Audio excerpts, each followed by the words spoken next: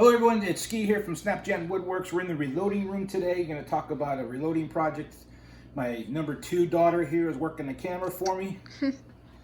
We are going to talk about my media separator that I built. I had a viewer on the comments that he wanted to see more about my media separation device. As I was showing a quick project or another video where I was showing the reloading room. So I thought I'd break out my media separation devices here and kind of go over them in my process. I use stainless steel pins that clean my brass. I like bright, shiny objects. So I use the Frankfurt Arsenal tumbler, kind of also known as the Fart Twist Reloaders. I have this lid extractor, the fart extractor from Slowest Bros Industries. Helps me put the lid on tight and turn it and take the lid off.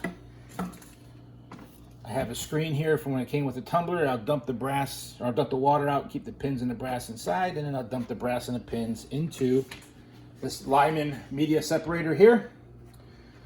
Once I'll shake out as many pins as I can into the smaller sieve here.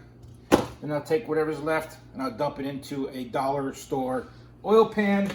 Take my magnet one more time and grab as many pins as I can.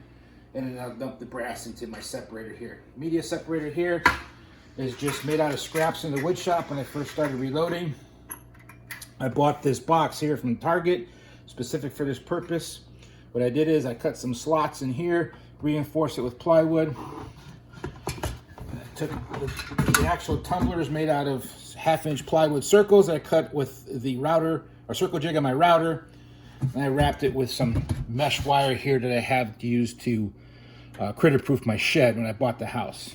The door's pretty rudimentary with some cheap hinges. The axles are 1/4-20 bolts. These bolts, particular bolts, the axles or the threads go all the way to the bolt head. That wasn't going to be work with the wood down here, so I put some bushings, which is some plastic drinking straws that I got from my kids' cups.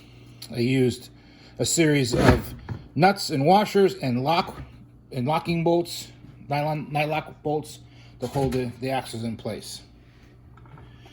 So set it down in here, put the brass and pins inside.